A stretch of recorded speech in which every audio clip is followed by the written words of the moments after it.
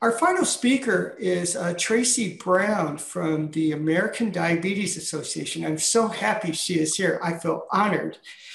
Tracy joined the American Diabetes Association in June of 2018. After her tenure as Senior Vice President of Operations and Chief Experience Officer at Sam's Club, a division of Walmart. Tracy brings more than 25 years of experience in driving global business growth, leveraging data to connect consumers with different brands. Prior to joining Sam's Club, Tracy was Chief Executive Officer and Managing Director of WRAP Dallas, a data-driven integrated marketing agency. Tracy earned her Master's of Business Administration degree from Columbia Business School in New York and a Bachelor of Chemical Engineering degree from the University of Delaware. Tracy has always been passionate about the ADA's mission and served as a member of the ADA National Board in addition to volunteering and fundraising for the ADA in her local community. She and her family reside in the Washington, D.C. metropolitan area. And one thing I want to also add, Tracy, is you're the first type 2 diabetic to be in this role. Is that right? That is correct. All right. So thank you so much. And Tracy, thanks for having us. Hi, everyone. And Brian, thank you so much for inviting us and putting on this fantastic event. I've enjoyed listening to everyone. All right, let's see if I can, there we go. Let's see if I can get it full screen. Okay, can everyone see that? Can you see that, Brian? Yes, we can see it. Awesome. Okay, so again, I'm so pleased to be able to participate. I've enjoyed all the speakers that I've heard today, and I'm gonna just get straight to it. This is me. I am, as Brian said, one of the 34 million people living with diabetes. You see me here. This is my normal Saturday routine. I'm usually out and about getting after it. What's different here is I'm solo. Before COVID-19, you would have seen me with lots of people. I'm an extreme extrovert. But COVID has taught a few lessons. I think one is that, you don't have to stop living. You don't have to stop being active. You can still do things that are safe and stay socially distanced while maintaining your activity, while maintaining your ability to manage and thrive with your diabetes. The other thing that you should know about me is I love traveling. I love learning about new cultures and experiencing different countries. And I've learned that there are really a couple of different ways that you can experience a country that you haven't been to before.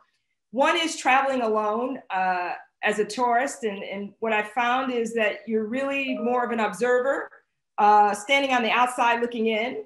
And the other is what I enjoy quite a lot, and that is doing that together and traveling and being with the actual people in the country, spending quality time, learning, and it's this connection.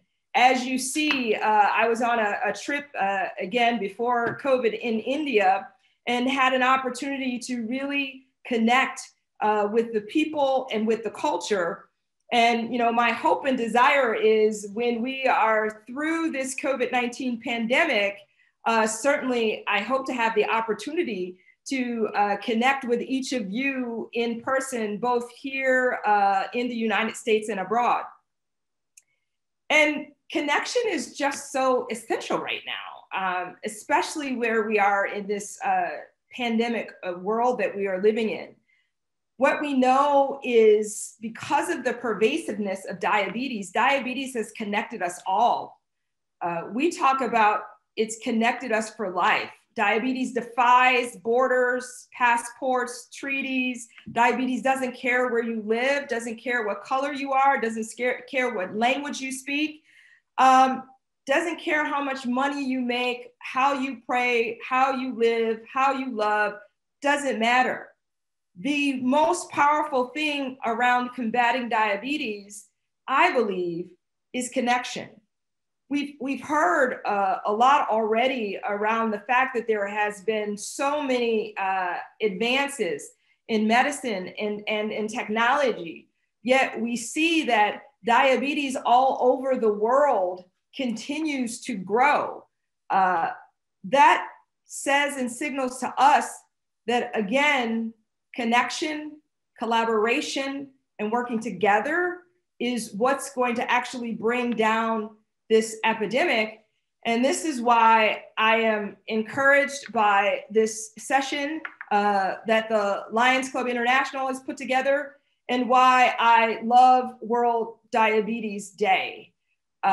This is about all of us coming together. I wanted to talk about a few of the things that we do internationally.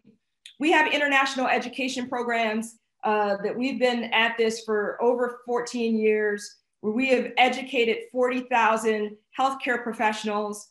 We go on the road and we bring across the country, across the world, the best of ADA programs, which is a bit of a smaller version of our scientific sessions.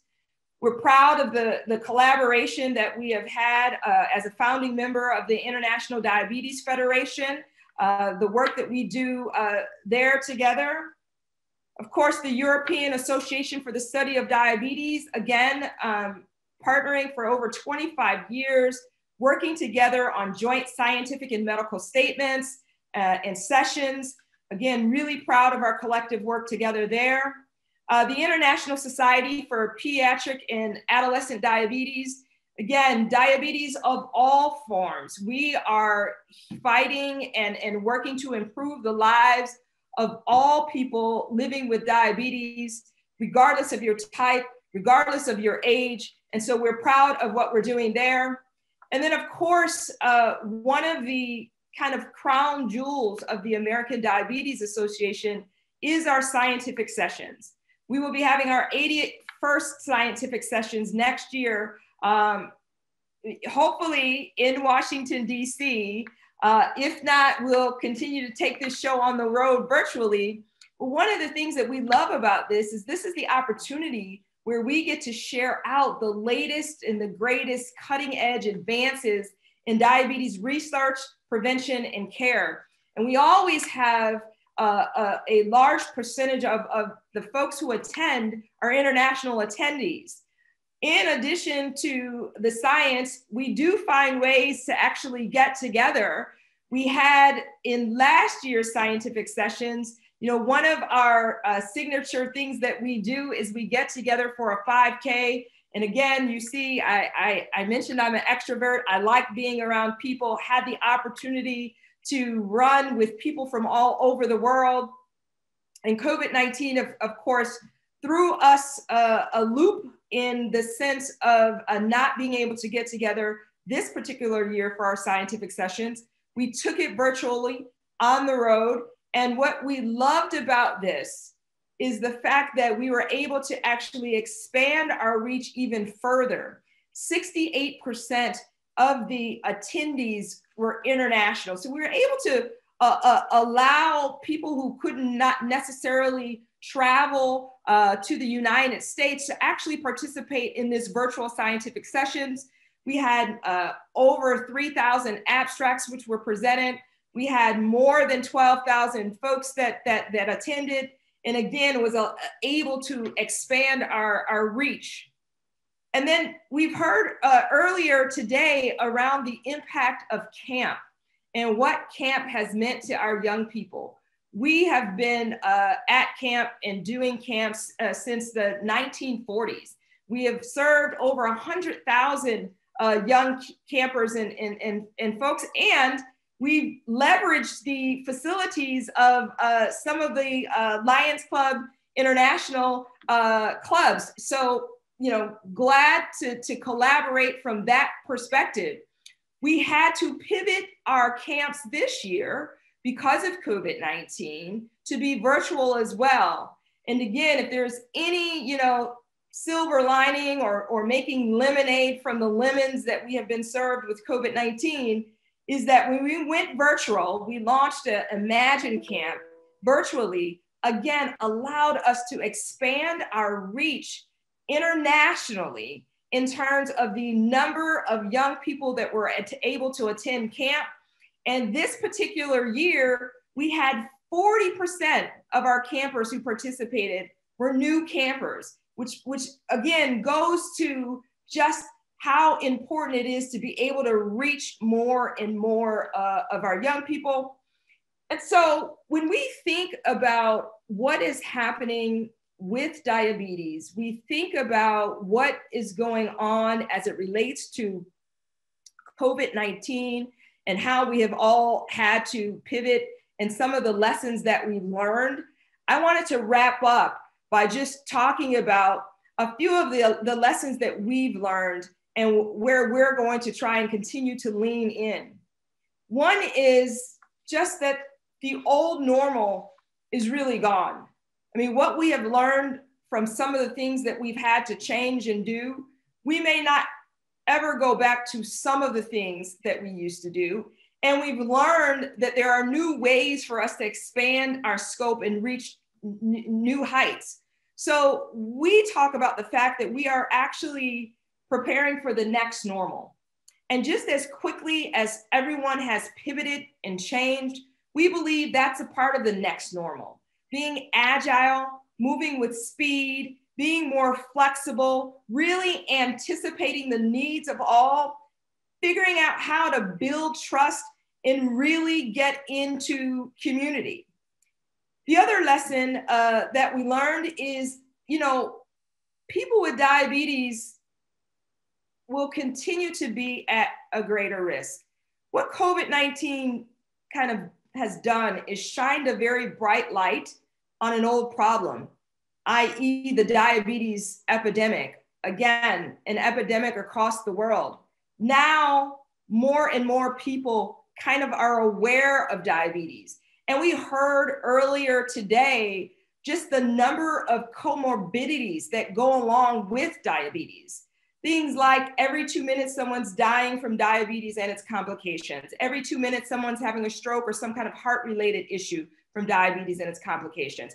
Every 4 minutes, somebody's losing a limb from diabetes and complications. And every 10 minutes, somebody's having a kidney failure. So we've got to leverage this moment where now there is more heightened awareness around diabetes to continue to push harder and move the needle farther as we think about fighting for a cure and as we think about helping more and more people who are living with diabetes thrive.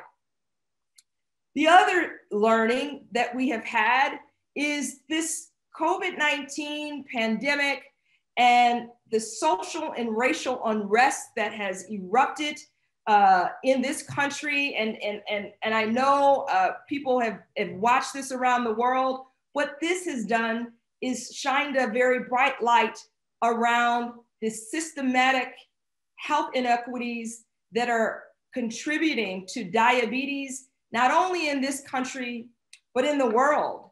And so what we wanted to lean into is how can we actually start to dismantle some of these inequities, actually stop some of this discrimination. We heard Bob, the pilot, he talked about the discrimination against pilots and the work that the American Diabetes Association has done to actually stop that discrimination.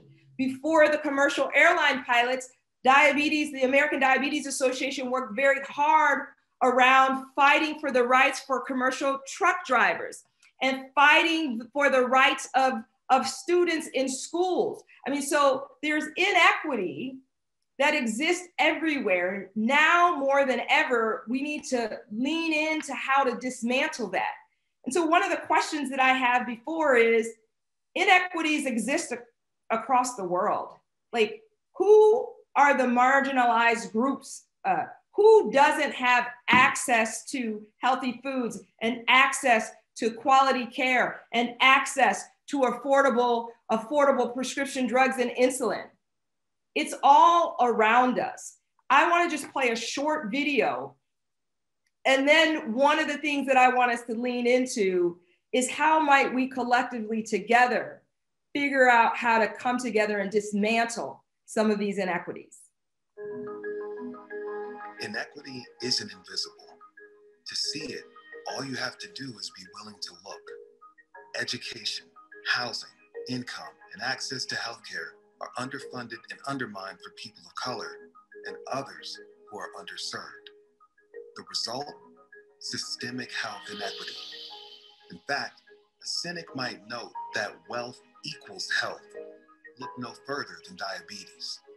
It increases the risk for other serious illnesses, including dying from COVID-19. Diabetes is the bellwether, not just for the health of our communities, but also for the health of our healthcare system and the health of our society. The inequity causing diabetes isn't invisible. The burden isn't shared. From those who are most likely to live with diabetes to those most likely to suffer complications and the Americans most likely to die from it. Confronting the reality of diabetes is confronting the reality of health inequity in America. Inaction is no longer an option. Health equity is a right, not a privilege, no matter your race, income, zip code, age, or gender. It's time to demand health equity now.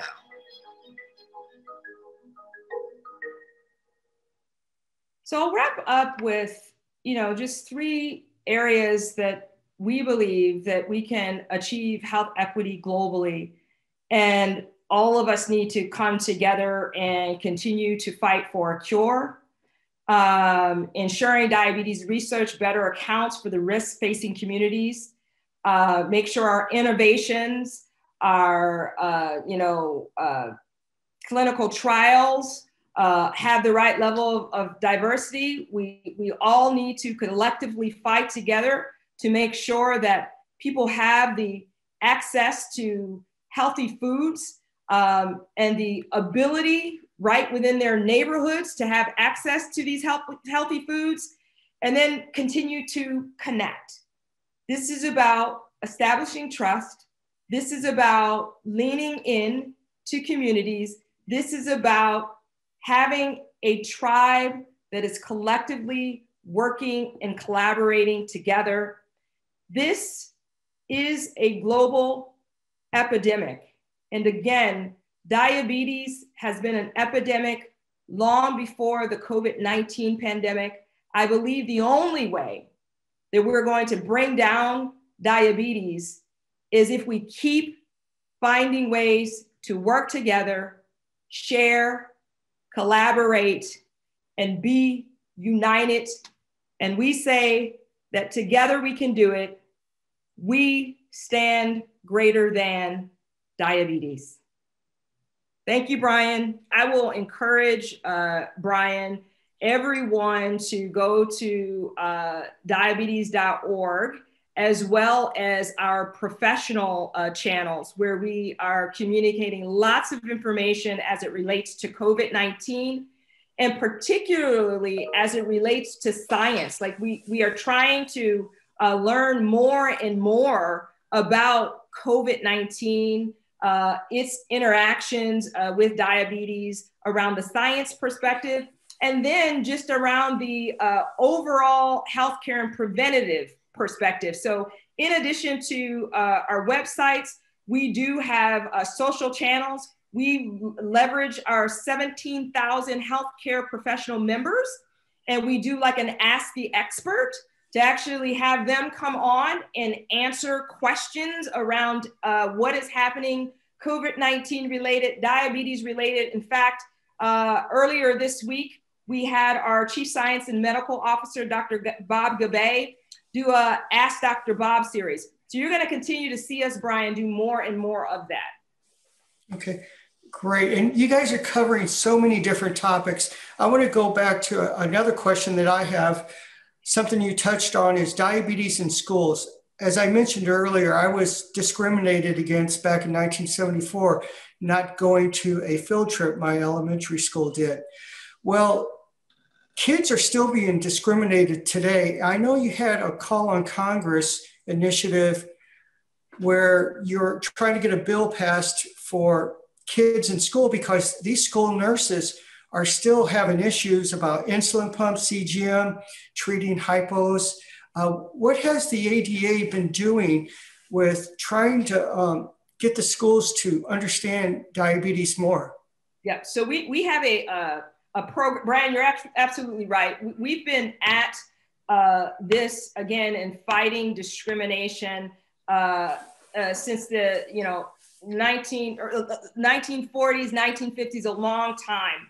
We have a Safe at School program that is specifically designed to actually educate those in schools, school nurses, administrators, and we actually partner with our volunteer advocates as well as parents to make sure that parents know their rights, Brian. So this is a big deal, and we continue to fight every single day. In fact, on Thursday, I was presenting to a group of our Safe at School advocates, again, because there are a new set of challenges now that children have gone virtual. So you've got the physical, but now you even have challenges virtually. And so we're not going to stop fighting for children or anyone. In fact, we had over 2,000 cases last year. We're going to continue to be at this, Brian.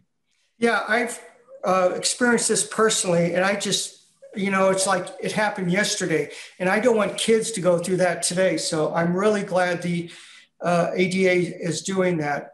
Tracy, thank you so much for being here with us. We are very grateful. And what I like to do, I have all of our speakers, including Tracy's website and diabetes.org. Is that right? That is correct. Okay, diabetes.org. And you could check out her website on all of her programs she covered. So thank you, Tracy, for being here. Thank you for having us, Brian. Thank you. Have a great day, everybody. You too. You too.